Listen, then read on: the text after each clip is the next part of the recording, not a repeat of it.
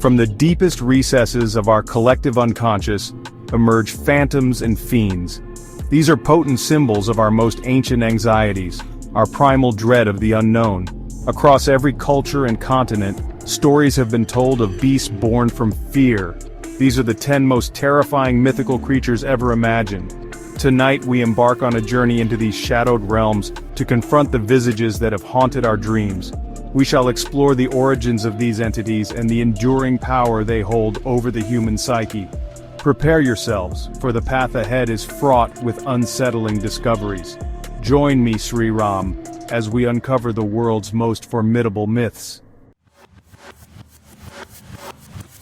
Our first encounter takes us to the frigid wildernesses of North America, the ancestral lands of the Algonquin peoples. Here, amidst the biting winds and endless forests, whispers a name that chills the very marrow, the Wendigo. This entity is born of a terrible transgression, the taboo of consuming human flesh. A human who succumbs to such desperation becomes cursed, transformed into a gaunt, towering specter of perpetual starvation. The Wendigo is often depicted as emaciated to the point of skeletal horror, its eyes burning with an unholy light. It moves with terrifying swiftness through the dense woodlands, its presence heralded by an unnatural silence or a piercing, mournful shriek. It is a creature of profound despair and insatiable want, a chilling personification of famine. We journey now to the humid, moon-drenched nights of Southeast Asia, specifically Malaysia and Indonesia. She is known as the Pontianak, the vengeful spirit of a woman who perished in childbirth. By moonlight she may appear as a figure of ethereal beauty, her long dark hair cascading, her presence often accompanied by the sweet fragrance of frangipani blossoms. This alluring facade is a deadly lure, designed to draw unsuspecting men into her spectral embrace. Her beauty contorts into a vision of horror as she reveals her true nature. Her scream, a high-pitched shriek, signals imminent doom or the presence of her malevolent spirit. She seeks not just to frighten, but to exact a terrible revenge for her tragic demise.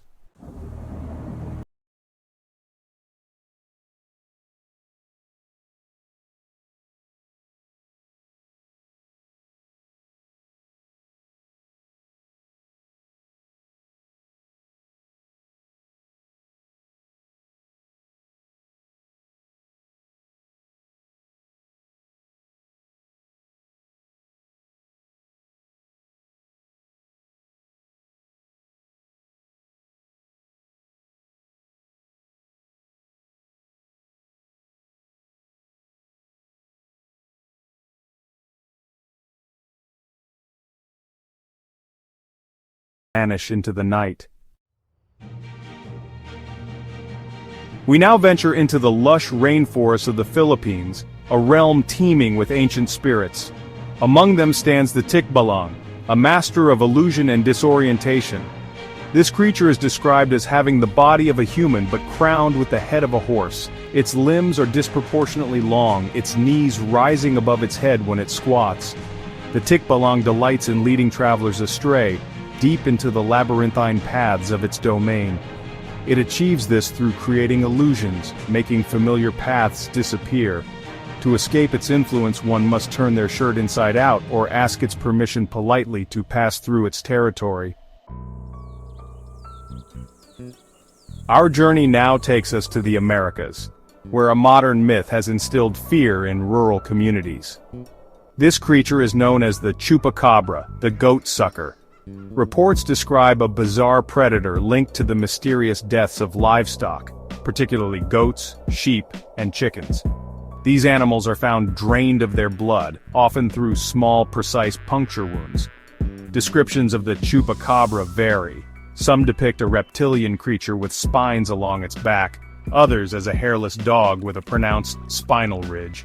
This ambiguity adds to its mystique and the terror it inspires.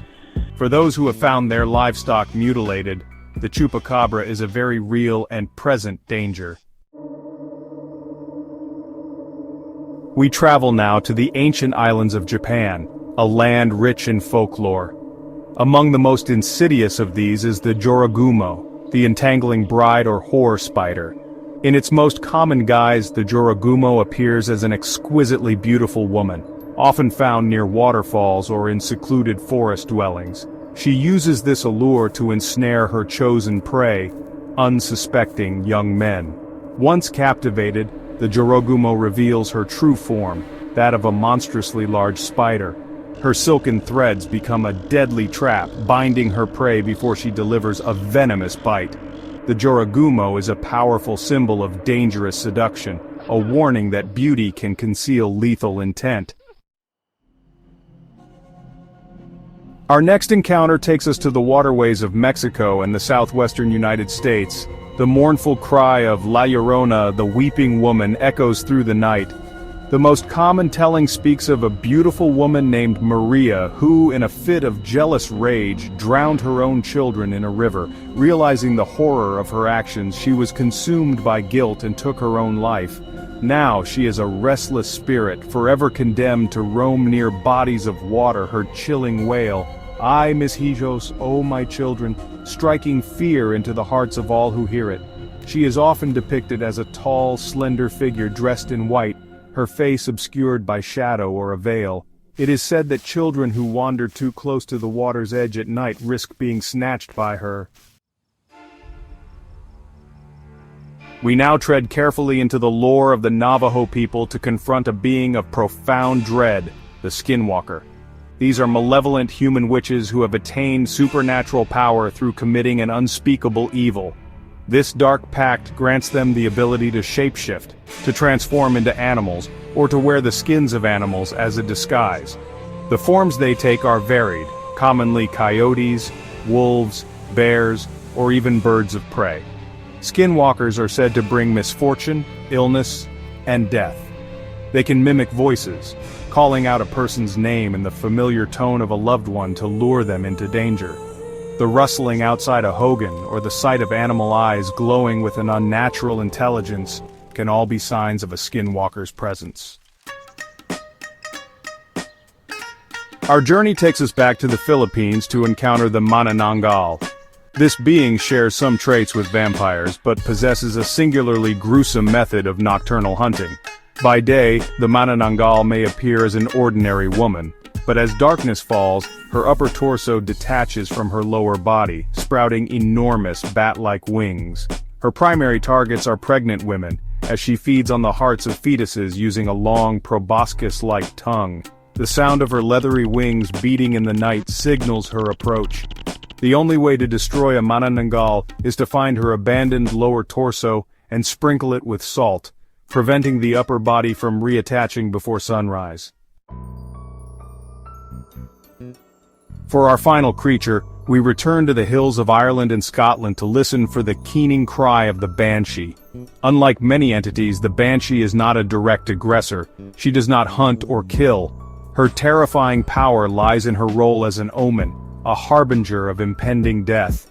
Her cry, a mournful wail, signals that a member of an ancient family is soon to die.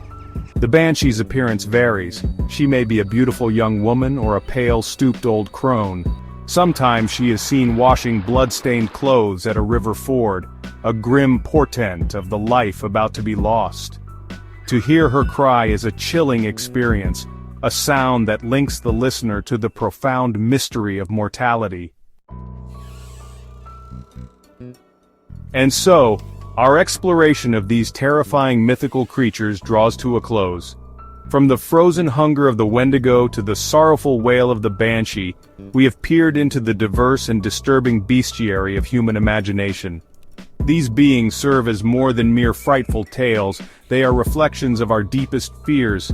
Whether they are purely products of folklore or entities that brush against our reality, their power to captivate and terrify remains undiminished.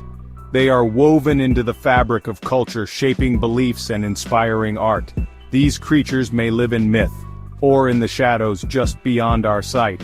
Which one haunts your nightmares? Comment below, and sleep tight.